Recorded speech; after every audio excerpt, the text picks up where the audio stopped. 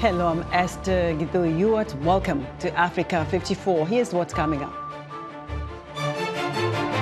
30 years after the genocide in Rwanda, survivors continue to grapple with fear and trauma. Young South Africans say corruption is making them distrust the government, and they say the youth vote is not likely to bring the change they want during the upcoming general elections.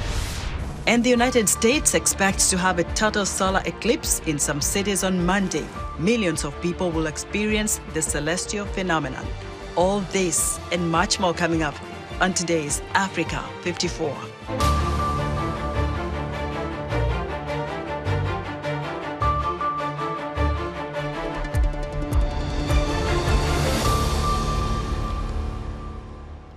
30 years after the Rwandan genocide, survivors continue to grapple with fear and trauma. Their plight, they say, is exacerbated by ongoing battles against misinformation and genocide denial, prompting calls for increased education and awareness to foster a genocide-free world. Senanu Todd reports from Kigali, Rwanda. Patrick Sidikubwabo was only 4 years old when his father and 3 siblings were killed during the 1994 Rwandan genocide. 30 years on, he says the memory still haunts him and is part of his story he can never forget. Another survivor, Jean-Claude Mugabe, was 9 when his father and uncles had to flee their house, leaving women and children behind. He says his relatives sought refuge in the village church, but were found and many of them killed. I lost many siblings, close relatives, such as aunt, uncles, cousins. If I count it very well, they reach to 65 people. My uncle, the brother of my mom, he died with her wife and his own children. So the family finished. So this is me. Mugabe later found his little sister and father had been murdered. I participate, in burying his remain. The only thing I could remember is his jackets, others will remain. During a 100-day period in 1994, Rwanda's Hutu majority killed more than 800,000 minority Tutsis and Hutu moderates. The genocide in Rwanda was sparked by hate speech, mostly over the radio, by Hutu extremists against Tutsis. Mugabe says many survivors were traumatized, grieved and radicalized, and at his age, he did not understand why his father had to be killed. And sometimes I can say, if I can see the killer of my father, so I will do that. I will revenge as well. The Aegis Trust, a non-profit dedicated to genocide prevention, has been running genocide memorial centers across the country, with the goal of helping people heal and learn about genocide prevention. We do it through peace education program by understanding the past, but also building up the skills and the values that helps people to be able to develop critical thinking, the empathy, personal responsibility. Mugabe has been part of the program and says it's helped him heal. He has even met with some of his father's killers and forgiven them. I understood better and more better when I worked at the memorial, and I started also supporting others from my community and my colleagues who have not yet moved forward. UNESCO cites a lack of education as one of the causes of genocide, saying people turned against each other through misinformation. They have moved to recognize 4 memorial sites in Rwanda as World Heritage Sites. The sites have to be preserved because what happened here matters for all humanity. It's a stain on the universal conscience, and we have to preserve the sites so first as to fight against distortion or denial of history. Rwanda is marking the anniversary of the genocide against Tutsis with 100 days of remembrance. During this period, survivors are calling for more education and awareness to help combat genocide denial and misinformation, part of their healing journey. Senanu Todd, VOA News, Kigali, Rwanda. For more on Rwanda's 30th anniversary of the genocide, I'm joined live from Kigali by reporter Senanu Todd. Senanu, tell us how people of Rwanda are remembering those killed in 1994. So this week begins the 100 days of remembrance, which the President, Paul Kagame, lit the torch flame to begin yesterday. So activities are going on in people's different homes and then organizations just to commemorate this. Some people are organizing peace walks, some are visiting the memorial sites all over the country and then laying wreaths in honor of people who have passed. And in the next 1 week, the government, there isn't supposed to be mass gatherings of people, no music, no celebration, and flags are going to fly for half mast. And people will just commemorate in any capacity that they can, but it continues for the next 100 days. And the government is commencing it with the first 7 days of quietness, peace, and solemnness. Sedanu, how is the country raising awareness about genocide prevention? Is it a door-to-door conversations? Is it community meetings, or some of this has gone as far as, school, where children are taught what happened and how to prevent genocide? So yeah, basically does that. So what they've done is basically build a curriculum that has been initiated into the educational system at every stage. So teachers are trained to be able to be good role models and then be able to practice peace, because the challenge that, according to distrust, they faced the most was having perpetrators' kids and then victims' kids be in the same classroom, be in the same community. But the best way they've done this is having people who openly come and say, I had the opportunity to kill someone, but I didn't. I was a moderate Tutsi. And then that person becomes a role model. They have people who were like, I was misinformed and I did this and I'm sorry. So we have perpetrators coming back into the communities and then helping build structures in the community, helping give back to the community. And all of this is helping foster the peace and unity. And then one of the methods that they use, which is a traditional system called gachacha, they basically use it in such a way that there's an open grass. Gachacha literally means grass, which is an open grass system where victims and perpetrators sit together in a community and they have conversations about this. They forgive each other openly and then they move forward towards it. So that has been one of the ways they've been healing and also raising awareness about what happened when victims acknowledge what they did, actors acknowledge what they did, and then victims are able to forgive them. Senanu, and what's President Paul Kagame's message to the people of Rwanda in terms of trying to reconcile, especially two communities, the Hutus and the Tutsi, after what happened in 1994? All right, so for the record, since the events of 1994, there's no tribal differentiation in Rwanda anymore, so there's no more Tutsis and Hutsis, so they are just one Rwanda moving together. So the differentiation doesn't exist anymore. It's Rwandans uniting together. So what they are doing now is basically, as a community, his message is basically thank you to the survivors, because it's been a hard journey for them to basically learn to reconcile and then forgive. His message has just been, we have each other, we have to learn to survive, and we have to make sure this doesn't repeat. One thing that the president actually highlighted, which he said, was that in his lifetime, he's seen genocides happen in Rwanda over a period. It happened in the 60s, in the 70s, and then 1994 was one of the biggest. So he, in the 30-year cycle that he's seen a repeat of it, he's hoping that it doesn't happen again and they're able to build a society that the next future would be able to live on this without genocide. So the whole goal right now is for the survivors to be good examples to the younger generation. Senanu, many thanks for your reporting. Senanu Todd reporting live for us from Kigali, Rwanda. Unemployment continues to be a significant problem in South Africa, particularly among the youth.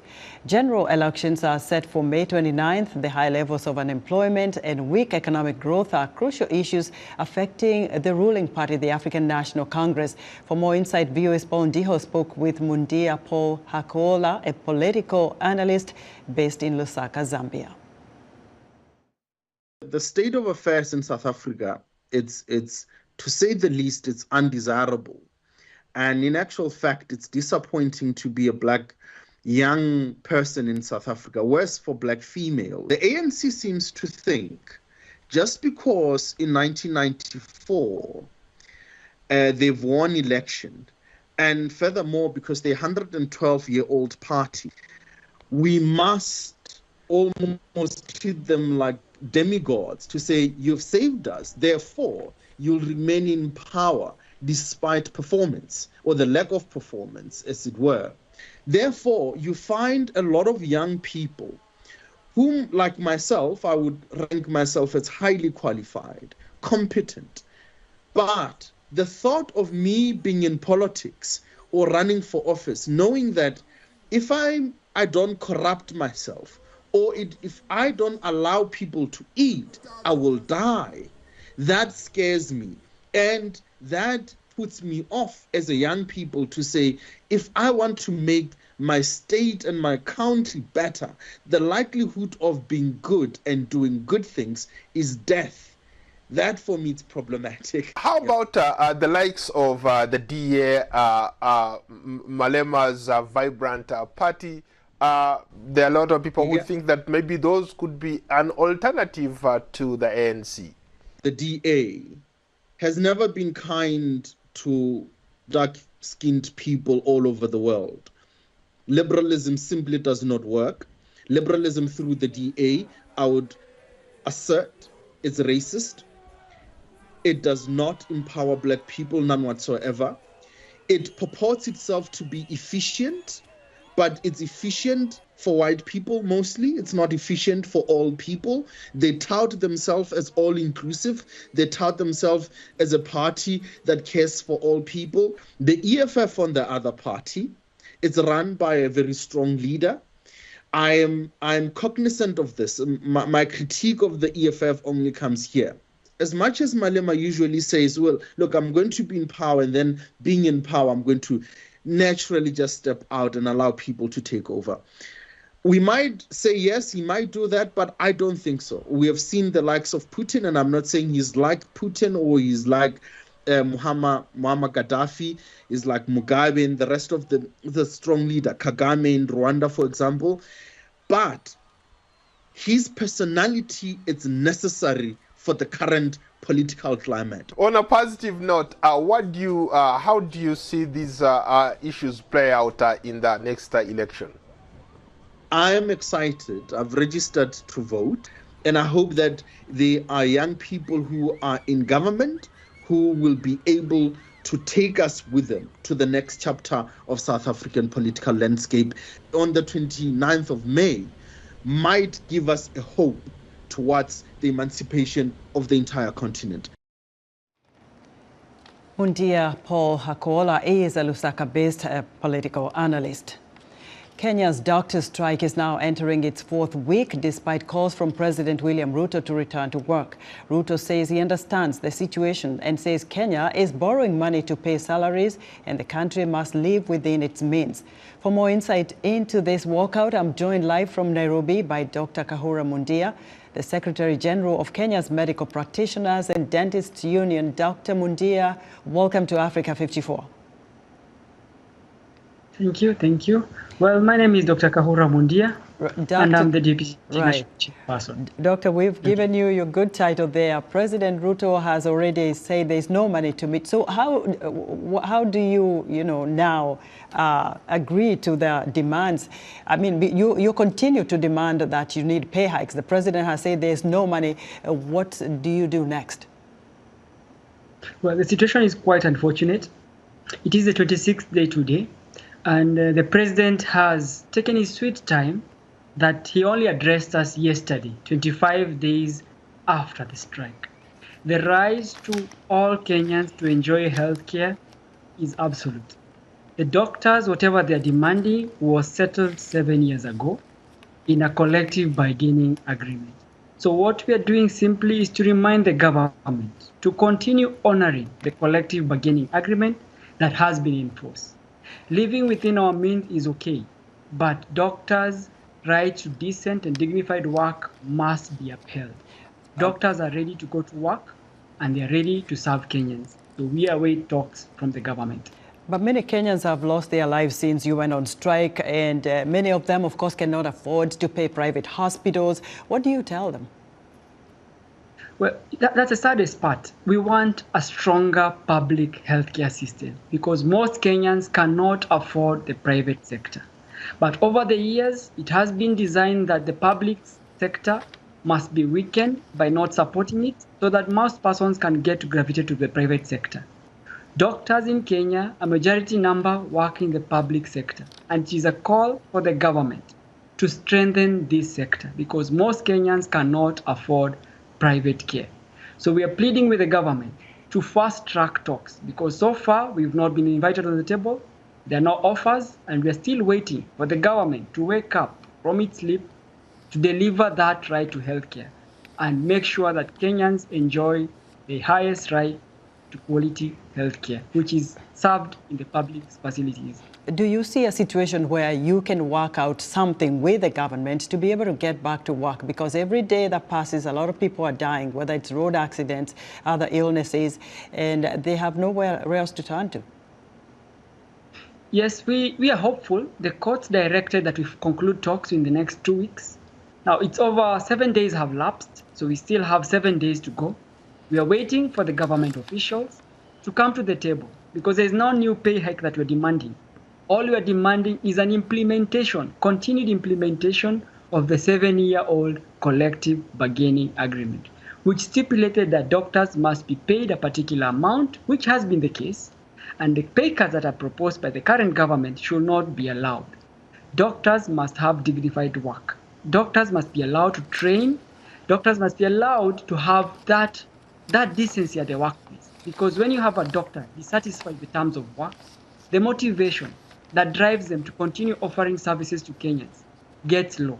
But we want these doctors to continue serving Kenyans because they have their work terms already defined, already negotiated, and already settled. So it's an issue of implementation. So there is no new agreement that you're supposed to set other than implementing what has been the norm. So the government is running away from its duty to fulfill its past contractual agreements. So that's why persons are out on strike. Wow. Dr. Mundia, thank you for talking to us on Africa 54. Dr. Kahura Mundia is the Secretary General of the Kenya Medical Practitioners and Dentists Union. In an interview with VOA, U.S. President Joe Biden's re-election campaign downplayed the new single-event fundraising record set on Saturday by Donald Trump's campaign. Analysts point out, however, that money alone won't secure either candidate a White House win. VOA's Veronica Balderas Iglesias has the story. Setting a new single-event fundraising record, the Trump campaign raised $50.5 million Saturday during a gala for wealthy donors in Palm Beach, Florida. Upon arrival at the venue, the presumptive Republican presidential nominee, Donald Trump, expressed full confidence in the event's success. People, they wanted to contribute to a cause of making America great again. The rich people want it, poor people want it, everybody wants change. Our country is really doing poorly. We're a laughing stock all over the world, and we're going to get that change very quickly. The campaign of Democratic President Joe Biden, who is running for re-election, also released its latest fundraising numbers over the weekend. Senior spokesperson Kevin Munoz told VOA Sunday that 1.6 million Americans have made valuable contributions and explained how the campaign will spend the $192 million in cash that it has on hand. More than 100 offices across the battleground states, hundreds of staff being built out across these battleground states, a historic $30 million paid media campaign targeting AAPI, Latino and African American voters, talking to these voters early and often, defining the choice of this election. Munoz also downplayed Trump's latest fundraising achievements. That top donors to Joe Biden's campaign are nurses and teachers. We are powered by working people, and that is a stark contrast to Donald Trump's campaign. And this is what's going to win elections. But money alone won't secure a return of either Biden or Trump to the White House, analysts point out. The bigger problem that President Biden faces right now is a number of fractures within his own party, and getting out and actually reaching people who are independents and people who are perhaps disaffected Republicans. Trump has a solid base, of very enthusiastic, committed, passionate individuals, but I'm not sure the numbers show that the base has gotten bigger. The Trump campaign hasn't replied to a VOA interview request, but on its website it advertises a Trump rally in Pennsylvania on April 13th. Biden's campaign agenda will be busy this coming week. Well, look, he's headed to Madison tomorrow to talk about student loans. He also has another fundraiser. He's going to be talking to the voters that will decide this election every single day between now and November. The fundraiser will be held in Chicago this week, Munoz said, without providing further details. The president will also need to take care of domestic and international affairs throughout the week, including a visit by Japanese Prime Minister Fumio Kishida. Veronica Valderas Iglesias, VOA News, Washington. Millions of spectators in the United States, Mexico and Canada are eagerly anticipating the total solar eclipse. It's expected to be North America's largest eclipse crowd ever, thanks to the densely populated path. But cloud cover is threatening to spoil the view for many. The sun will be completely covered by the moon in a number of major cities. People are encouraged to wear special glasses to avoid permanently damaging their eyes from the sun's glare. For more insight, VOA's Gabe Dube reached out to Dr. Calvin Masilela, a professor of geography and regional planning at Indiana University of Pennsylvania. And why is this eclipse unique? It's because most solar eclipses are partial. That is, the sun is part hidden by the moon. Total solar eclipses mean that the moon shadow totally covers the sun. This is rare because the moon's shadow is not big enough normally, and there's a few places on the Earth where a total eclipse can happen. And North America generally just happened to be to fall on the path on this unique path. But to be visible, you must be either on the exact path of the eclipse or at least along a narrow band, let's say about 185 kilometers or at least 115 miles of the path. And the actual eclipse, that is its totality, darkness, darkness or duration of it, it's somewhere around about 4 minutes and a few seconds.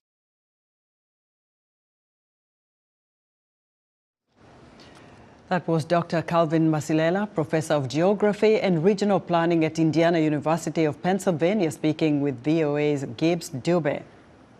Still to come, we'll have details about an invasive tree growing in Namibia. We'll be right back.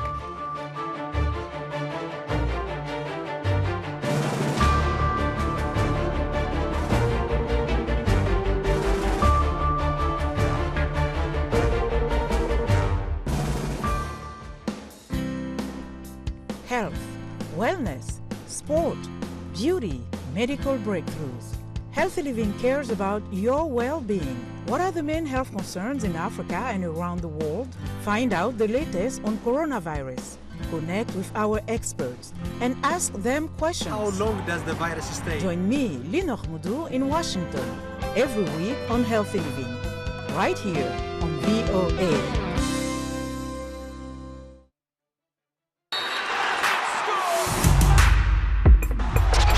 Season 4, rocking with the best.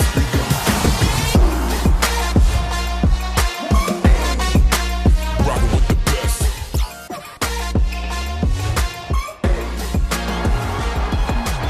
Season 4, rocking with the best.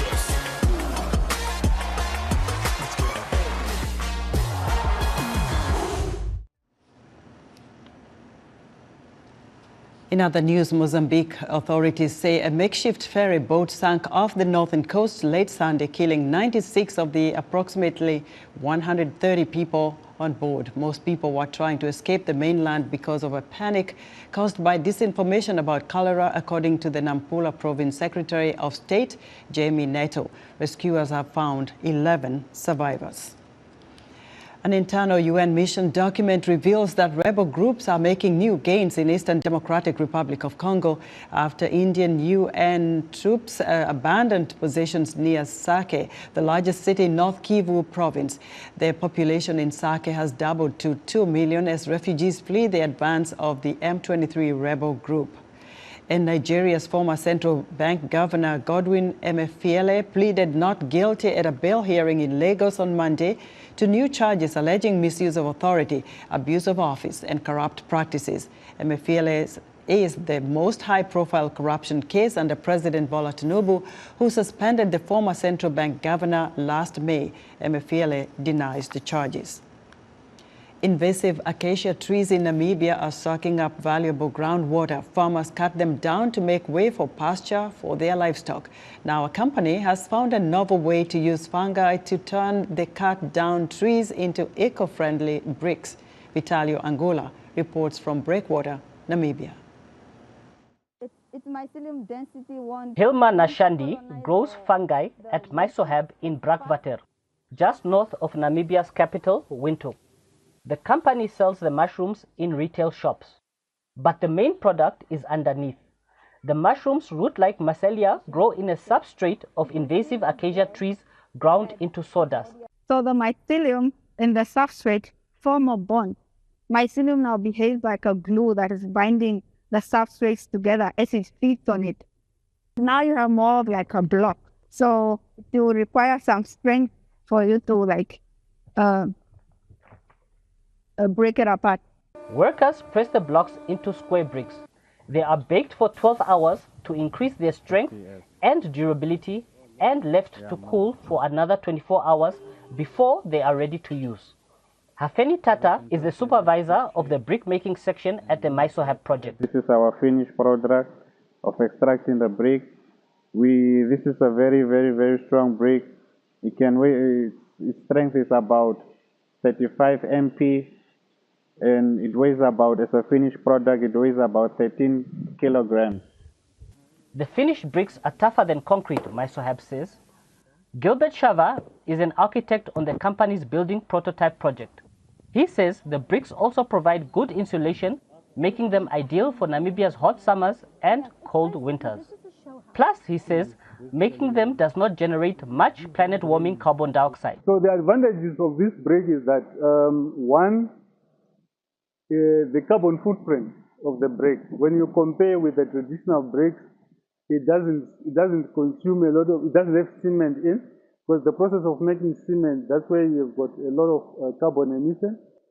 Mysohab says the government wants to get rid of at least 300 million tons of invasive acacia trees every 15 years. The company says it could turn those trees into bricks to help address the country's housing needs. Vitalio Angola, VOA News, Breakwater, Namibia. And that's our show for today. Be sure to watch Africa 54 on our website at voaafrica.com. From all of us here in Washington, thanks for watching.